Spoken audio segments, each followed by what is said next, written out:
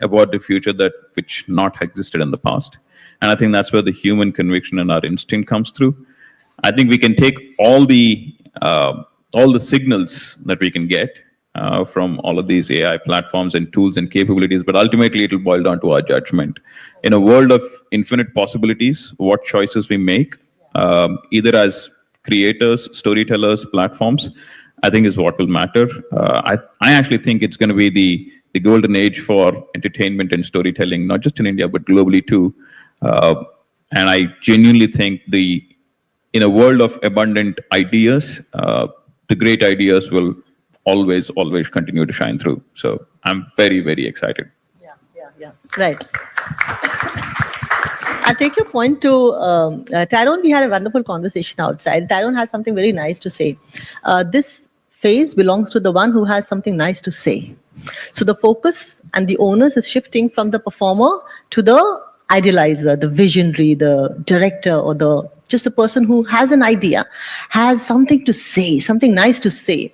Tyrone, with your experience, you've based out of Australia, you had a post-production company, an award-winning post-production company that does all these VFX and you create everything out of nothing mostly.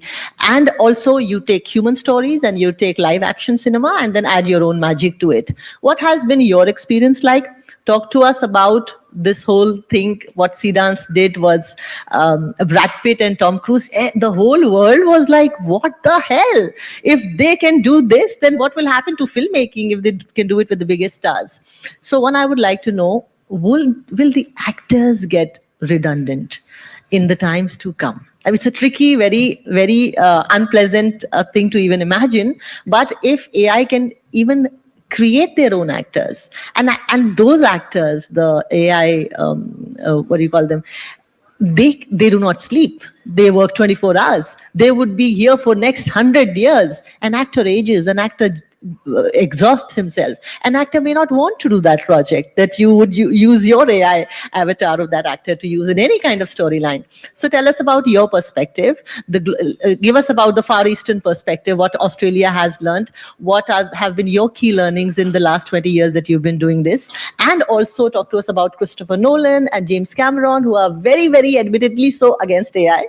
And they've been a part of the Members Guild, that went on strike for over 100 days, that literally cost $1 billion of money to Hollywood, but they won ultimately. So in a way, they have won the case against AI. We right now in this part of the world are still struggling. What next? What to do? Tell us your perspective.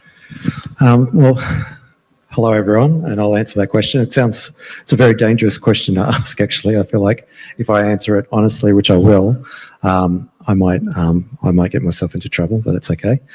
Look, I think I agree with so much of what everyone is saying is true, and with our experience, like I've been working in AI in the creative field since probably COVID times, and I remember the first stories we started to make. We saw the possibilities of the early Gen AI models, and we started, which now have dated very quickly, but like at the time it was like, wow, when we started creating stories. And now to your question, as recently as this week, people are seeing Tom Cruise and Brad Pitt on a building. When you step back and look at that picture, it actually goes for 30 seconds, and it's not really as good as Tom Cruise and Brad Pitt. But it does split my personality in two. So from a technical perspective, I think, wow. And because I understand the technical achievement and actually the artistry to create that image. A lot has gone in that. And in fact, when I say a lot, I mean a lot. A lot of people, a lot of genius, a lot of technical capabilities. And it is artistry and it is creativity in itself. At the same time, I think all of us, and when you ask me from the Australian perspective, my initial reaction is I can't really speak for everyone in Australia, but maybe I can a little bit in the sense that the general vibe, and I think it's probably true for a lot of parts of the world, is people don't like AI. People are fearful of AI, and people, it's a little bit like it's changing, definitely. I think as people get more accustomed to it. And, I've been playing with AI before I was in a room like this. So for me, being in a room like this, talking about AI is a wonderful part of my journey with it. But I think deep down there's something happening on a subconscious level, and people almost on the face of things, that fear of AI and that dislike of AI, and people have heard the terms of AI slop, and I would suggest the Tom Cruise and Brad Pitt as it is the most advanced picture, sea dance coming out at the moment, but it still falls under the category of slop, I think, because it's not a film. It's definitely not a 90-minute film, and I'd like to see them try, because I've tried to make a 5-minute film, and it's possible, but near impossible. So I think what we're all actually adverse to is we all want craft. We want good. We want proof that what we're watching or what we're hearing or what we're seeing or what we're reading is genuine and is actually coming from a genuine place. And I think to the point of what some of the comments previously are, look, I think ultimately what we know is, and I've learned this too late in my life. I wish I learned it earlier because I probably would have created greater works. And even in the knowledge of knowing this, I haven't been able to create as great works as I would imagine having this knowledge. To put it in, the knowledge into practice is much harder, is to actually have something to say on this planet to everyone in this room. And it sounds simple, and everyone says a lot. We all talk a lot. And we all have a lot of opinions on a lot of things, but it's not the same thing as having something to say. And having something to say, and and the poet would understand, you have to dig very deep. And it's a cliche, but you hear poets and you hear true artists say, I had to go to that place and find that thing and pull it out of me. And I don't think most people really understand how to do that or what it takes to do that. But I do think on a subconscious level, we know it when we see it because it moves us emotionally. And that's the thing where and so what I would argue is that's the version of slop. So I've seen AI which moves me, and we could talk about that later, but it's coming from a different place, and it's not coming from the technology. It's coming from the possibilities that technology allows. And so, and what you were saying is like really that infinite possibilities. It's very much that, but even in doing that, and this is the last thing I'll say till we move on, we say infinite possibilities and we say as far as your imagination can take us. But my greatest sadness with where AI is today, and even being in this room talking to everyone about AI. So I started working in AI before there were these rooms. There were kind of not many people aware of it. And in fact, the first AI content on television ever in Australia we created. Same as Japan. No one really knows that. This is the first time I've ever said this to anyone. And the reason for that is because when I created it, like I think 6 years ago or something, I was sure not to tell anyone because it wouldn't be put on television and there would have been great outcry. But it was a commercial for a supermarket and they needed to go into the eyeball. We didn't have much budget. How do we do it? I said, here's some AI content with the latest AI tools. Give it to the compositor, put it in there, don't tell anyone, right? Now I think it's safe to tell people. But the point I'm trying to make is back then, that wasn't really the purpose I saw for it. For me, the limitless possibilities, and we did at first start working with the limitless possibilities, became things that as the world caught up, it's almost started to regress what we were doing with it. Because the first things we did with it were almost colliding AI technology and Gen AI technology with other mediums, with other tools, making it interactive, making it talk to humans, like not directly, but in a way where you might walk, like making it physical and bringing it alive into our world. But then when everyone caught up, everyone straight away, when I say everyone, it's obviously a generalization, but like everyone went back to traditional filmmaking, the traditional edit, the traditional way of telling a story. And for me, I'm like, oh, what? We're going back to telling original stories, which there's nothing wrong with that, but that's why we're seeing the slop. Because if you want to do it, the traditional filmmaking, we've already worked out how to do that great. And sorry, to finish the answer, when you talk about Christopher Nolan, and you talk about James Cameron, I don't think I would imagine they don't necessarily have a problem with AI in itself either. They're just humans like everybody else, and they're great creators. And so I'm sure they love the concept of infinite possibilities, but they know how to make beautiful film, and they know how to dig deep and pull a story out of themselves. And so they just, AI really is an instrument, and, they might use that instrument, but really they're conducting an entire orchestra, and they don't need to rely on this one whole thing to do that traditional form of filmmaking. The only exception really would be James Cameron, who, like, if you watch the Avatar films, and actually this is the perfect way to round this answer, is you don't really see any actors on that film. They're all just blue people. And so you don't go to pay for that film to see Brad Pitt. And, the studios aren't saying, go see Avatar, Brad Pitt's in it, or go see Avatar, Tom Cruise is in it. They're saying, go see Avatar, there's blue people in it. Hard to sell. But he's managed to do it, and he's managed to make billions of dollars every time he releases a new one. And it's because fundamentally he's using technology as an instrument, but he's also leading with a story. And he keeps it quite simple, his stories. He's not trying to be too profound with his stories. He's just like, here's a core story, save the earth, save the environment. And people can understand that story, here's a story of family, and people can relate to that and go on with the journey, but then see the infinite possibilities of these worlds and see his imagination come to life. Yeah, wonderful, wonderful. I want to bring you in here, Merzin. Merzin is the head of a company that was originally Prime Focus in India. It's one of the biggest ones that we have in post-production facilities in India, and that they partnered with a global company, and you are big in the world of post-production and VFX globally. Merzin, I need a round of applause for them. They've got 10 Oscars.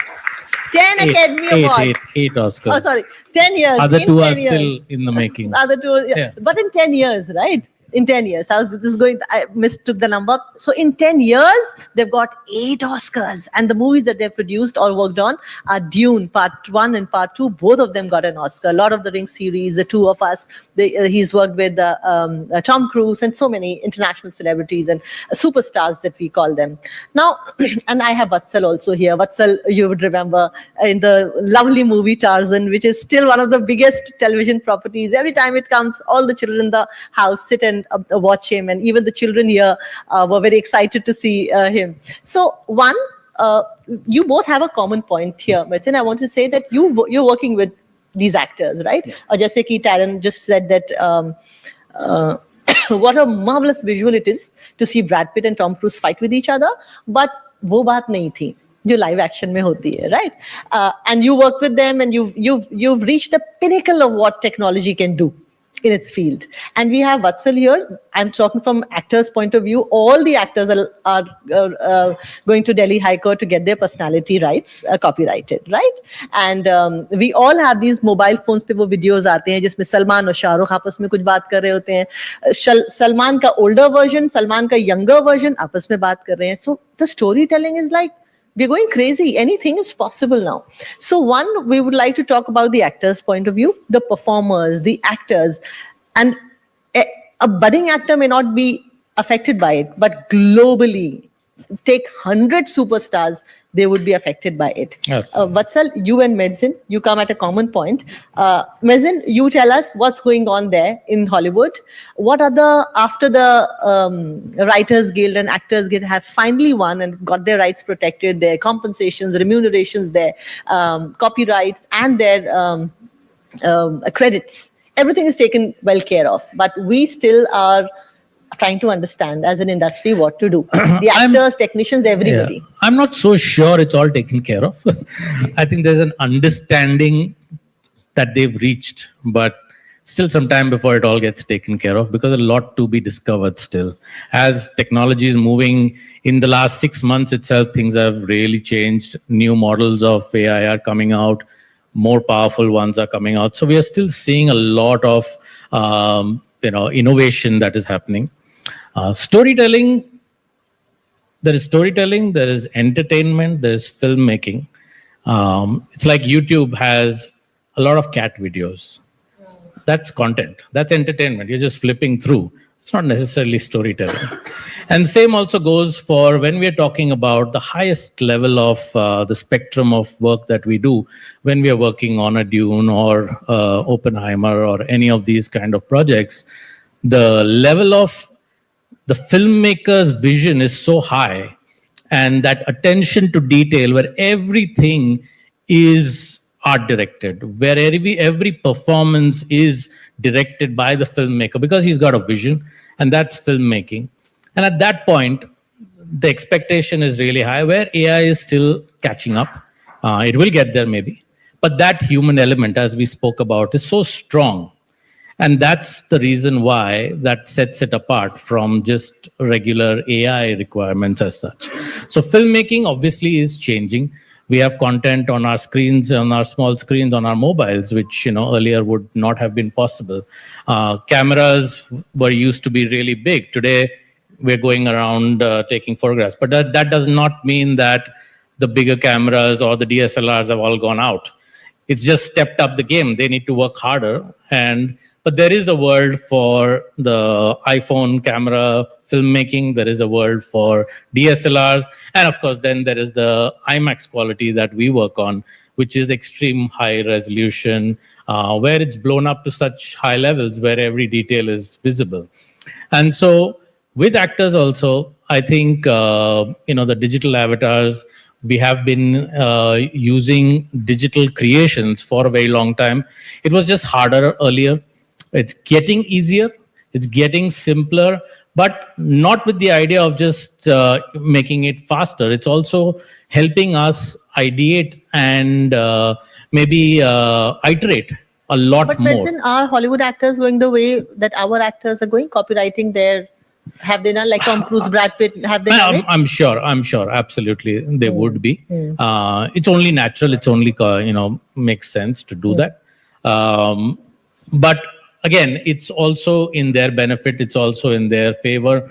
There is the ABBA Voyage that was there, which is another way of almost resurrecting the ABBA singers. It's a Broadway musical, but using highest level of technology, using AI and digital avatars to a certain level. So it opens up a whole new form of entertainment. Wait, how? I want to know about that. If I'm an ABBA fan and I listen to the music, what is it, the new offering? So ABBA Voyage is a Broadway musical in London, which is using a lot of technology where the singers are on stage, performing on stage. So it's a combination of a lot of AI. It's also holograms. So it's a lot of things that have been used out there. And that opens up a whole new sort of resurrecting a lot of older actors or people who've passed away. So that's a whole different form of Bringing entertainment. the dead actors as a part of the And so performance. AI is just, it's like a lot of movies were not possible earlier. Like Interstellar, for example, at one time was not possible to be made. But as technology developed, we were able to be at the forefront of that, where actually working with physicists, we were able to take all the experience of physicists and apply that in making the black hole, or how render a black hole of how it would be. So today that is now being used as a study for others to show how a black hole actually works. That combined with AI today, with all the information that is there with AI, you could actually make a better way of doing that. So that is where AI gets plugged in, not necessarily just does it all for it. It's not an end-to-end product, but it gets plugged in. So that's how we use AI in our whole storytelling, where it's not end-to-end AI, but it's AI is plugged in at the visualization stage, at the R&D stage. In our technology itself, there's AI, because AI was always around as machine learning earlier. The newer form of AI is branded now, or machine learning is branded now as AI. And that's how we are seeing it coming up in a lot of places. But if you were to follow the pattern of how AI came into the US's scene of entertainment and what happened next, if you were to learn a few things, who lost out and who benefited from AI in the last 10 years in the West? Who lost out? I don't think anybody lost out on that. Of course, there is the whole ethical use of AI is a very important part of it. As DNEG, as Prime Focus, we are also part of a consortium to actually work on ethical use of AI, because we obviously have a lot of content ourselves and we generate a lot of content. And so it's very important to use it ethically. There could be a case talking about job loss. I'm just talking about loss of employment. उस terms में अगर देखें तो job loss, again, would be hard to say where the job loss is. Yes, there was a moment where the writers' strike happened because the writers were not, part of that whole thing, and they were using AI to write a lot of stories. I think it's, again, part of what has been mentioned already over here is that AI is a tool. You need to embrace it ethically, and it's here to stay. It's not going out. The cat's out of the bag. That's going to only evolve. It's about how everyone evolves to be able to use it, because it's going to touch our lives at every level, right? From our grocery shopping to our entertainment to banking, it's going to come in. And this is just a very small part of the whole thing. So it's like any other technology that came out with, Prasoon said a very beautiful thing about paintings and, expression of creativity. It's another tool. If computers were going to put others out of business, today computers are at a different level. Internet, same thing. Internet's been around, but ethical use of internet, it's gone through its evolution, and so also we are.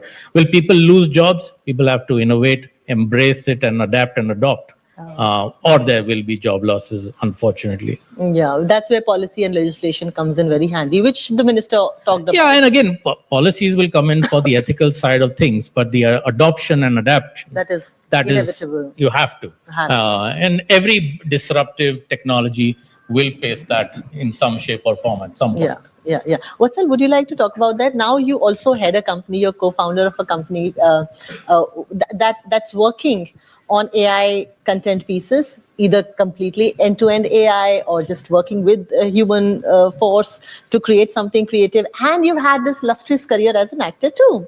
What kind of a frame of mind are you in? Why did you take that initiative and then that step to move into entrepreneurship and do something in AI?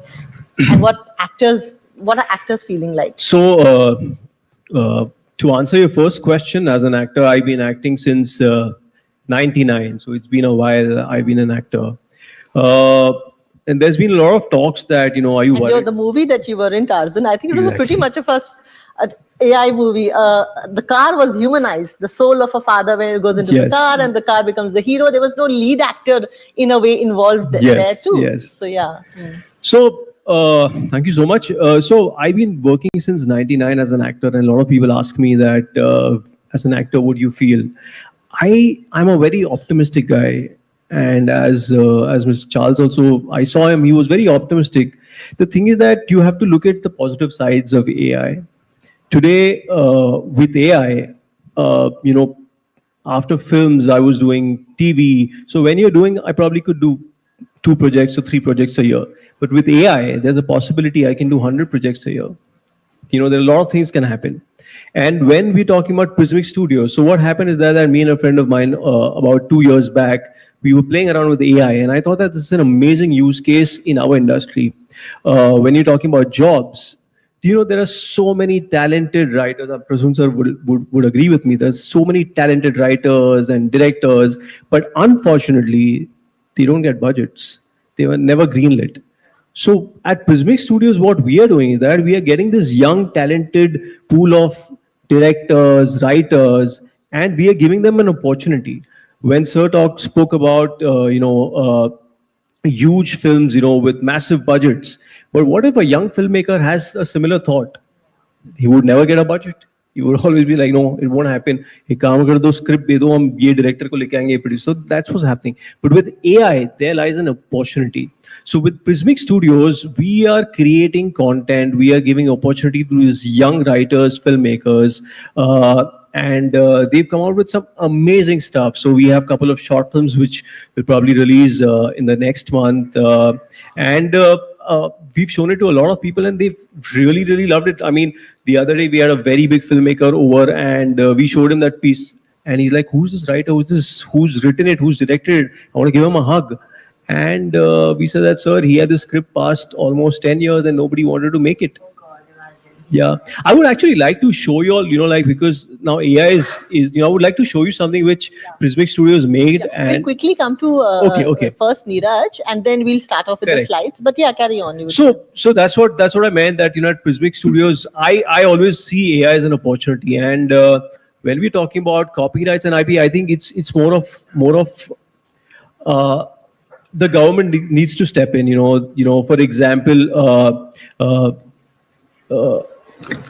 the OTT players, people who are showcasing it, they need to step in, because there has to be some kind of guardrail. Like as Prismic Studios, we make sure that we follow all the guidelines. But unfortunately, you see that you spoke about C-Dance, what they came out. Now, a lot of actors, they're using without their consent, but that's going to happen. Now, even if I copyright myself, I still have to go to the court. I still have to fight them. But there has to be some system where it just blocks.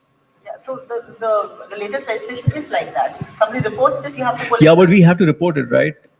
Like how in music, I think it happens. Whenever something copyrighted goes on, it just flags off. Like on YouTube, you put something which is not your own, you get those flags.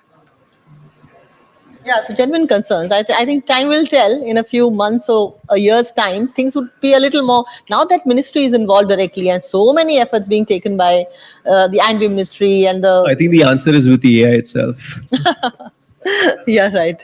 Neeraj, let me come to you. So Neeraj is a complete nerd. Neeraj is this one person who loves to play with the robots, and he has this big floor. He's the head of technology. He's the lead of technology at WPP. It's an agency that furthers brand stories and talks and works with the brands to market them in a way that would be appealing to humans, but he does it with the help of technology, not just human stories or the human intervention alone. So tell me, Neeraj, what state of mind are you in? You did something very nice with your friend. Talk about that and your perspective.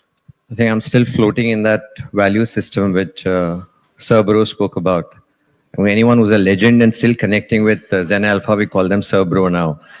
So, Bro. so yeah, it's amazing when every leader kind of takes this transformational era into his own orbit and says, my God, this is a powerful space. I want to create something either meaningful or fancy. And like you said, take nerd who's playing with robotics and stuff like that.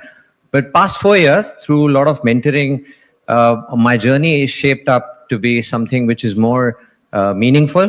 So I think the mind works in that direction, and that kudos to the value system, which constantly, keeps you channelized in terms of the energy. So when I look at India, I think it's transformational space for all of us as Indian, right? A country of 1.5 billion people. We are seeing there are 1 billion guys who are on mobility, who are having mobile phones, right? And we are saying there are 350 million odd guys who are on the bottom of the pyramid, where there is no access to information, which presents a massive opportunity. So when I was looking at AI, I was asking myself, why is this intelligent era restricted to affluent set of guys here? Why can't it be taken all the way to the bottom of the pyramid and empower those guys, right? The success of any government, any ministry is to take the entire population along. That's the only way the country is going to grow. And if you see hoardings around everywhere, it's talking about inclusion. So someone who's been designing rural marketing solutions for years and years, my thought was, let's take these best of LLM platforms to the bottom of the pyramid and empower these guys to take informed decisions. Yeah. So, and that's the product I call Telephony AI. For the past 2 years, I've been going around in the forum. I've been trying to convince all our global partners, the local guys and the startup folks. And you got to get a lot of stakeholders together, right? It's collaboration as a new leadership, as I say. Say the name of the brand again. So AI. we did AI. something. We did something for Perfetti very recently. If you followed that, where even a 100 rupee phone can call up a number and ask anything, and they will get a smart response. For now, it's to bring joy in people's life. There's just an extended comms which you designed, Cassie, Jeeb Lapalpai, with 60% market share coming in rural India. How do you extend that out there? But now going forward, you would see campaigns like women empowerment. You would No, see talk about the top visually guys. impaired, the ones that you did for visually impaired. Yes, there's so much I have done. I have got to like cut it and tell you in bits and pieces. But all in all, what I'm trying to say is the way you look at it, you will think of more solutions coming your way. And unless you co-create, you're never going to find that way, right? So when I was in a training at Google, and LLM conversations were moving to LAMs, so large language models were shifting to large action models, which is multimodal AI in so many ways. So my mind started thinking that AI has got eyes now. So let's just go to a community which doesn't have one, and let's try and co-create something with them. So I had a friend of mine, a Supreme Court lawyer, very, very empowered guy, Amar Jain, runs a company called Mission Accessibility. I call him and I say, Amar, a killer solution hai. AI को आंखें मिल गई हैं, कुछ बनाते हैं आपकी community के लिए. You've been fighting for it for years and years. And Amar tells me, it's not a big deal, yaar. I already have an app which another friend of mine, a blind friend, has created, where I walk into a hotel. It just helps me. There are a lot of guys like you who pop in and who tell me that this is a conditioner, this is not a, a moisturizer. It guides you like that.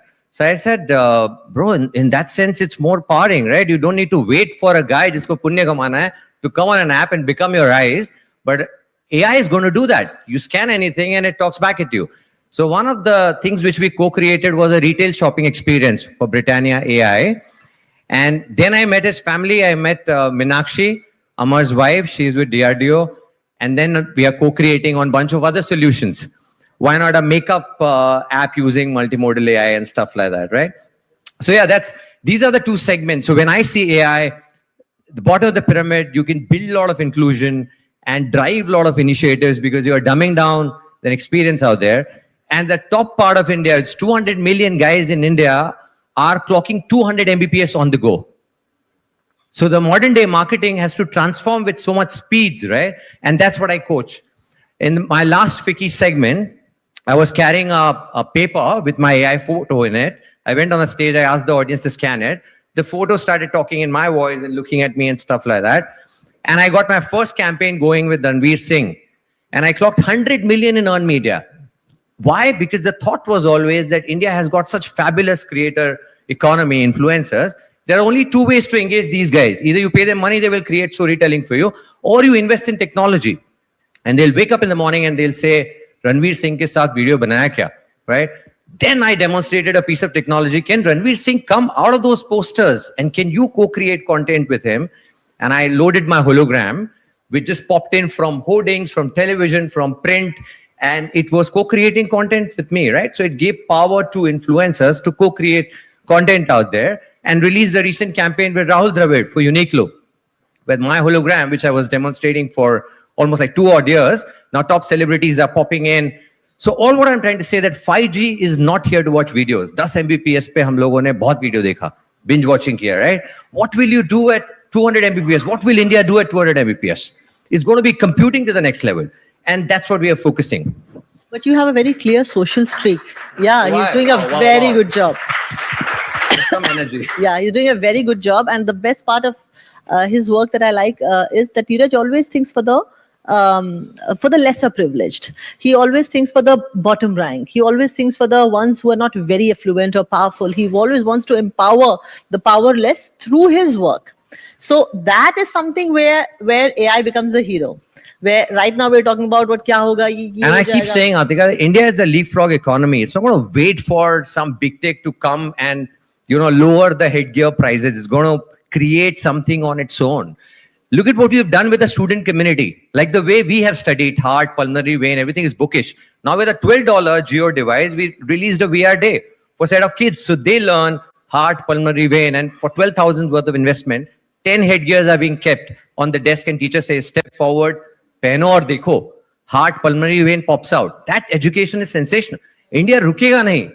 Ke koi big tech aake headgear ko sasta kar de, because computers on your head is going to be reality in no time. With so much speed, what will you do? And with Uber and Ola and all these things coming in, I think there has to be one app that talks about the food wastage.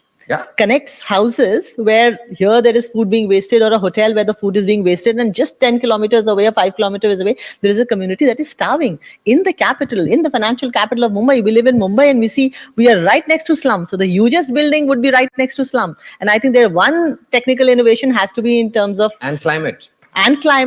and deforestation and so many things, ocean cleaning. Yeah. Do you think, okay, as a layman, tell if I'm a person who wants to talk about clean oceans, food wastage, women's safety, what can AI do for us? Or can AI do something for these causes? I think AI has got something to offer for all problems which we are grappling with as Indians. But unless you co-create, you are just living in your own bubble and you are trying to create something. Look at me, if I don't have a single friend who cannot see, I don't know their world. For all you know, I can just go and create an application, but I have not co-created with the community out there. I go out there and spend so much time with rural folks, right? Consumer research, we call it, right? All CMOs, when Ajay Dang used to tell me, "Arey blonde बाल करके आया है, इसको पहले गांव में भेजो, उसको बोलो बात करके आया है, फिर जाके co-create करे solutions," right? So ये सब किया मैंने. Unless you meet the community and grapple with the problems they are facing, you're never going to come out with a solution. One of the insights which was in Bihar, English is a big craze, right? So एक concept बनाया हमने जहाँ पे से Ravi Kishan English सिखाएंगे लोगों को. सुप्रभात को English में कहते हैं good morning, beep के बाद आप बोले good morning. So the guy will say good morning with some diction. Yeah, I can do it for you. Next day morning, sarpanch ji good morning. बंदा बोलेगा किसने सिखाया तेरे को? Center Fruit ने सिखाया. So 100 रुपए के फोन पे भी आप एडवोकेट्स बना सकते हो, एक प्रॉब्लम को सॉल्व कर सकते हो. जब तक वो करोगे नहीं, तब तक it is just a story. Like आप रोड ब्लॉक्स खरीदते रहो. You know, with so much clutter, you need to come up with a creative story, and the brands are already taking that path, right, to solve for a lot of problems which we are grappling with. Look at India's AdX. There's big money out there. So I keep going to a lot of creators. See, when VR launches or XR launches, and I keep telling people, brands, that you need to have your XR strategy for first-party database which you are collecting, because the world is moving towards an ID-less environment. सब अपना consumer का data बना रहे हैं. Up on that consumer data which you have, a lot of guys are on elevated speeds. You cannot have modern-day marketing relaying the same video ads out there. So stuff like that. I think co-creation is the way to go. You need to get too many people, and it's a complex environment. You need to collaborate and get a lot of guys together to make one project work. It doesn't happen overnight. When you see a Britannia AI, it's 1 year of R&D conversations, or if you see Telephony AI, it's 2 years of R&D conversations, getting stakeholders together. It spells like A-E-Y. Yeah, so it's classic VML creativity, so AI. I think one of the first creative campaign which we ever did, Prasun, was Young Sachin. Did you follow that? So when our leaders said that, yaar, ye tech nerd hai, and VML ka Mukund, creative officer, ye creative nerd hai. Let's get the worlds to collide. इनको एक room में बैठा देते हैं. तो this Mukund tells me, I'm working on an insurance comms, और मुझे ऐसा कॉम्स नहीं बनाना है कि मैं पब्लिक को डरा रहा हूँ. इंश्योरेंस ले लो, मर गया तो फैमिली का क्या होगा. तो मैंने बोला क्या करना है तुझे. He said, I have Sachin, मुझे कुछ प्रोग्रेसिव बनाना है. मैं बोला ब्रिलियंट, सचिन को बना देते हैं जेन अल्फा. वो टीवी पे जाके बोलेगा मैं अपने फ्यूचर से डरा नहीं, मैंने अपने फ्यूचर के लिए प्रेप किया, और एजिस फेडरल भी आपके लिए यही करता है. Simple one liner, because two people came together who are living in different planet. For me to create a clone is a cakewalk. This is pre-GPT era, by the way. There were no GPT models. Consumer was not elevated. Not everyone was writing such great English emails and chats. But yeah, this is pre-GPT era, and this happened. And Sachin loved the render, loved the output. If you show meaningful work to these top celebs you deal with, they fall in love with it. Yeah. Obviously, you got to find a way to regulate stuff. And that's why we've got the amazing legal leadership in all organizations who have made it so easy for us now. One legal paper, don't even need the celeb, just sign off, take your money, and I elevate modern day marketing like never before with so much creativity out there. Yeah. I think this is brilliant. This is the time to get in the videos. Could you line them up? The videos that they've come up with, right? So can you show them? There are 3 of them.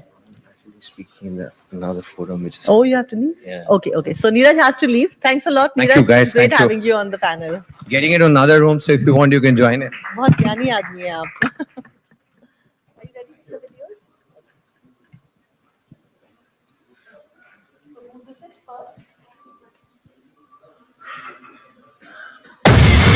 manipulative way, this finally the woman can't resist. She says, okay, I have to meet you. And he has a smile that he's finally coming to meet me. But she comes to meet and tell him that I am not choosing you. I want to tell you that. Because I am with a transparent, honest man, and I would not choose you over and above him, because that's what my value system is. Now, this decision has come from a value system. Now, where is AI going to be anchored in to take such critical decisions when it comes to such dilemmas is what Atika ji was talking about. Yeah, आपने वो last line नहीं बोली कि वो कहती है कि उसके अंदर लव और इनोसेंस है और तुम्हारे अंदर मैनिपुलेशन है. Hence, you are good at what you do, you're good at quoting a woman, but he is the man I would go with. So this is where we stand. कि whether to the ethical set. Last line something which AI is difficult to judge. कर देखा ना कि इसमें ये है और इसमें ये है. वो एक लास्ट लाइन है वो जो AI नहीं कर पाती. Exactly. So where, because that's where the anchoring is required. Yeah. किसी ने कोई इंफॉर्मेशन मांगी, वो इंफॉर्मेशन कहां तक, किसी बच्चे ने आपसे कुछ सवाल किया तो आप उस बच्चे को एक तरह से उसका आंसर देते हैं. You tell the child in a way, your entire system works and says, oh, this child is asking me this question, and you have a way of telling the child. Now that is coming from your basic nature of protecting the child. That इसको इतना बताना है, इतना नहीं बताना है, क्योंकि इसकी ये उम्र है. Now all this is anchored in a value system and the way you filter what you say. Now I think such questions will become very important, because AI for me is not just a technology, and especially AGI, where you're talking about general intelligence, you're getting into the deep root. It's not that the films are talking about AI and engineering is not talking, or farming is not talking. AI is going to impact, AGI is going to impact everything we do. It's going to the root cause, sort of where everything emanates from, the human intelligence equivalent.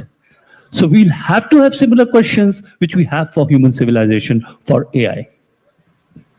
So this is the human story behind AI. Now let's talk technicals. Sushant, I want to talk to you about the first. I guess it was very surprising for all of us that an entire content piece was out there on Jio Hotstar by the name of Mahabharat, and it was no actors were involved, nothing was involved, completely AI based. And that was a good USP, also very good selling point. That's a completely AI project. I want to ask you, and there is this data about AI can be used in deciding what films get greenlit too.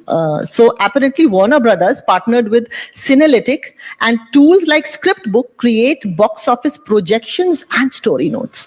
So I want to ask you, how much has Jio Hotstar in a way kind of warmed up to AI? How much is it involved in the workflow? And so keeping AI out of it, that is there for, whether it is for music, it is for lyrics, it's for every movie. So copyright and IP has been around. So there are rules that have evolved and have matured over time.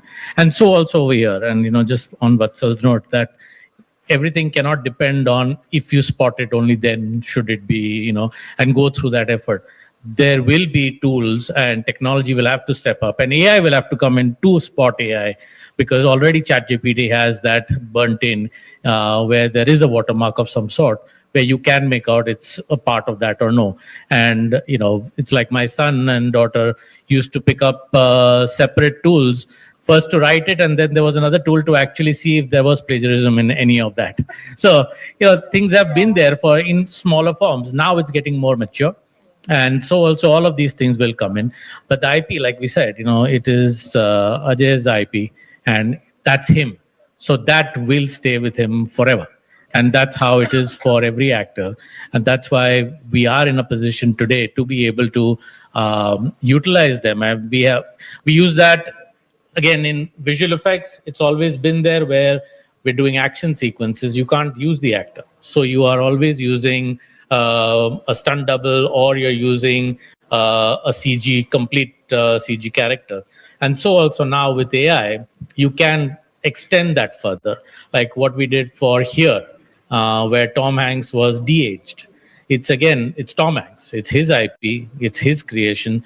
The model that we have of him, which is trained now, is him and can be used by him for his other movies. So it just may be with us as an asset, but still belongs to the... And what about the gods? Like, for example, your company is working on Ramayan. Yes. Sushant, you have Mahabharat. Now, Bal Tanaji might be an IP with Ajay, but Tanaji cannot be an IP with anybody because he was a real historical figure. So when we talk about the gods or the prophets or the I will mythological just stay figures... away from the word God. I will come back to the text, Ramayan, cannot be copyrighted. It's one of those things that's always been there. It's been made in 3 other languages. You can't use something from maybe those projects. But if it's Mahabharat, it is a Mahabharat. So it is a different rendition of that, and wherever that copyright lies, that these texts, as I believe, don't have full-on copyright. But if you take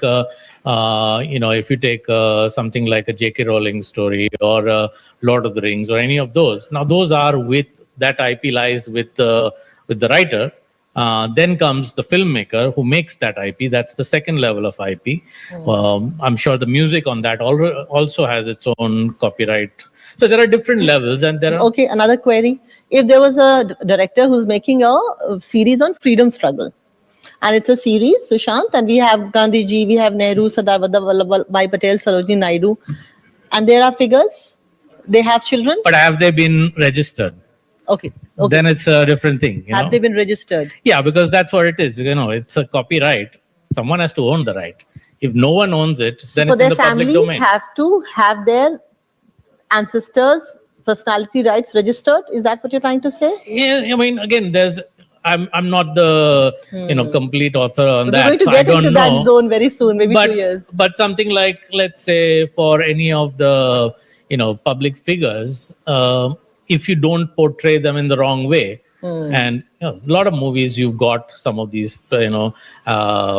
public figures in them, it not necessarily comes under IP as such. But yes, if you have a whole movie made on them and whatever, and it's got certain references, then there is, then there could be a problem. But I'm not the authority on that, so I cannot comment. Where does that? I think it's amazing that we are already having this conversation. It almost feels like the dewy dawn of AI, and we're already discussing who owns what.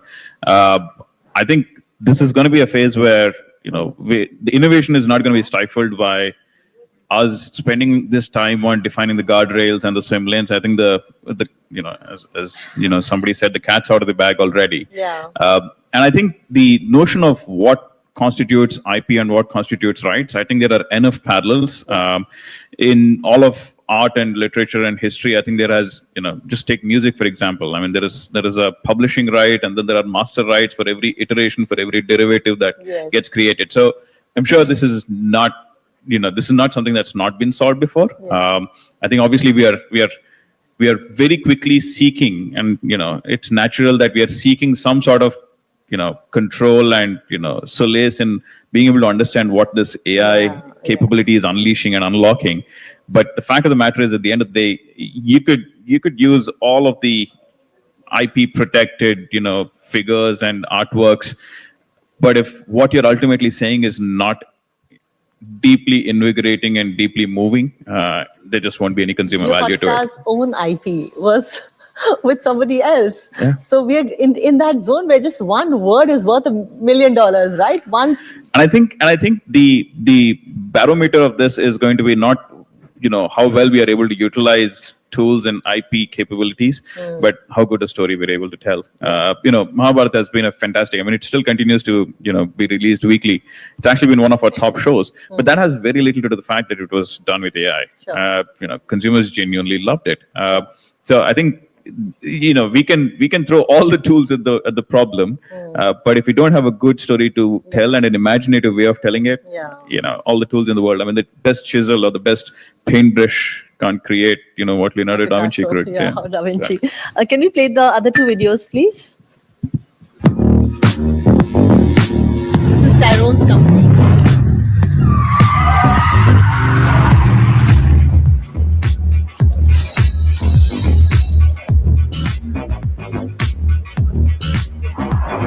the lessons that you've learned after Mahabharat, which is a complete end-to-end AI product, do you think audience really cares?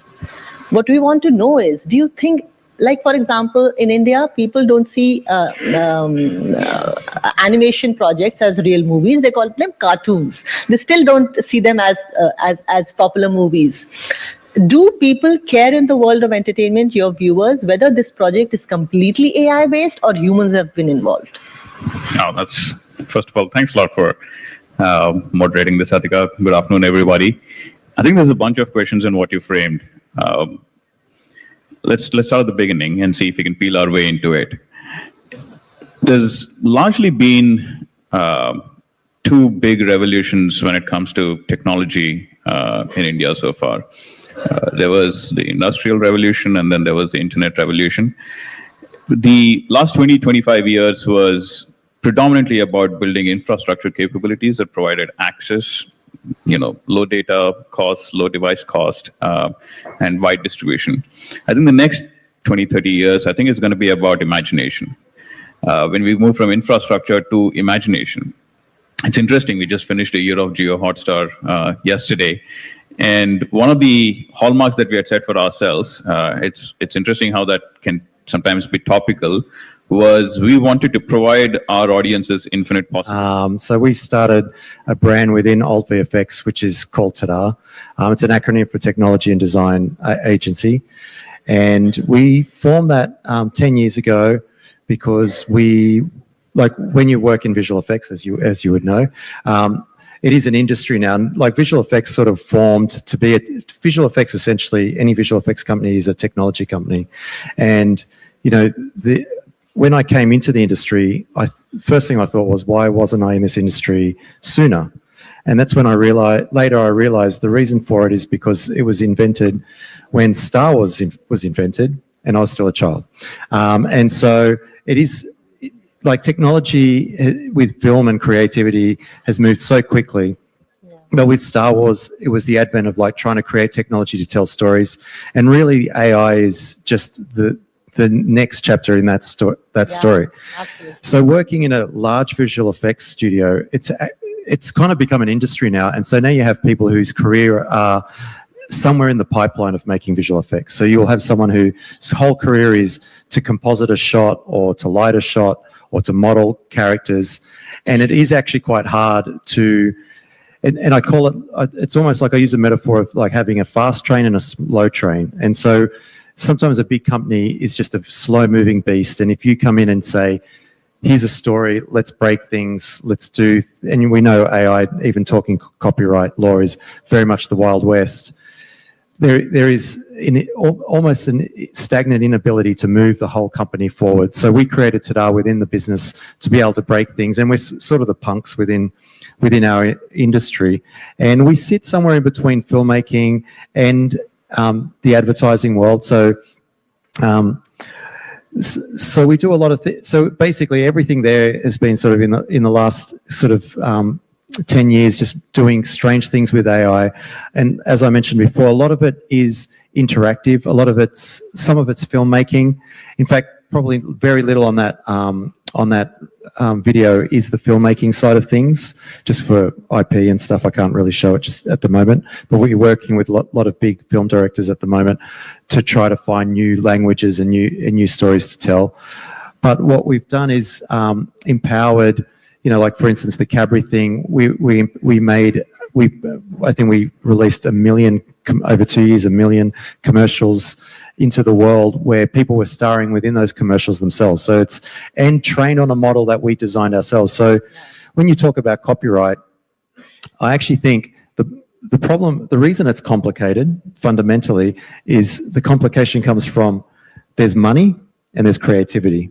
And if you actually just remove those two things, which we never will, it's actually quite simple because the technology actually is there at the moment to train your own models and to not steal from other people's work. It is actually possible. And a lot of the work up there is that. So because we have skilled artists that we haven't lost jobs. We've actually upskilled a lot of our artists, and every year we have more and more artists working in AI that come from visual effects that finally got just I guess the penny drops, or they realize they need to upskill, and they upskill. sure. So our team is constantly growing. But because they have such a fundamental background in making pictures with pixels, Yeah. which is essentially what visual effects is, which is essentially what AI is, or generative AI, they are able to manipulate it and break it into layers and harness the beast and have some control. So you go beyond the prompt engineering. And so we've gone from like training models and using our own artistry to now in some way going back to, and this is one thing I wanted to say, which is the cynical side of me, because we do a lot of things for charities and for the good of the world through AI, and I see that. And yes, it does happen a lot through the advertising world, but the trend I'm seeing is that's happening less and less. There was a moment where there was a lot of that happening, and we were doing a lot of it. Right now, I'm seeing less and less of that. And I think because the mandate this year or in the last year has been actually less about what can this do for humanity and more how can we save on costs. And, you know, there must have been some summit somewhere with a lot of CCOs and because all of a sudden my phone was, you know, ringing off the hook. How can I save money? How can AI save us money? And so, and I'm looking forward to getting over that hurdle, because the reality is anyone who knows anything, and you know, I'm sure you know this because that was incredible what you showed. The amount of craft that goes into something like that is a lot. It can't be understated, and it's actually easier to do it the hard way, which is visual effects. To be honest with you, when you want to do it to a level of craft, and so we've been developing tools that play to that as well to make things cheaper. So we've developed a tool, we call it the DACT, which is an acronym for Digital Asset Content Toolkit, where you can bring digital assets in. You might be interested in this because it helps with consistency.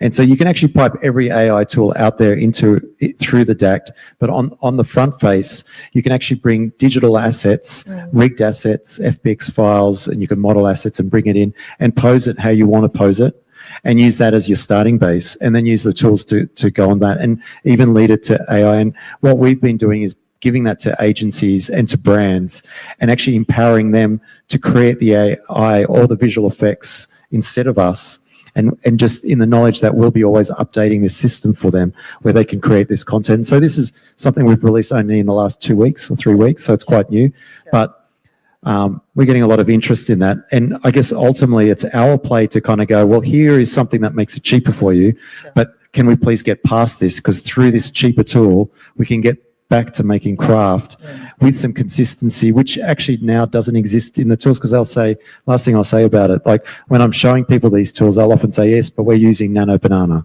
or we're using whatever other tool there. And then I'll show them how to use Nano Banana within the tool we give them. And all of a sudden their jaws kind of drop because they see, oh, there's consistency there. It's no longer this endless slot machine of hoping for the best, and it kind of irons out because you're kind of controlling the beast. And I think that's where the future holds for us. We're basically trying to wrangle the beast into submission so we can control it. Sure. And we'll quickly have the last video and we'll have to end it up because the next panel is going to start. Let's play the video. We are honoured to single out those wizards of technological mastery. Today's visual effects masters prove there is nothing that can't be brought to life. Even the most fantastic images found in the pages of a screenplay can become an on-screen reality. Who are you going to believe, me or your own eyes? When it comes to visual effects, the answer is not so simple. No matter how revolutionary or sophisticated the technology we use is, it still takes the beating hearts and minds of human beings to make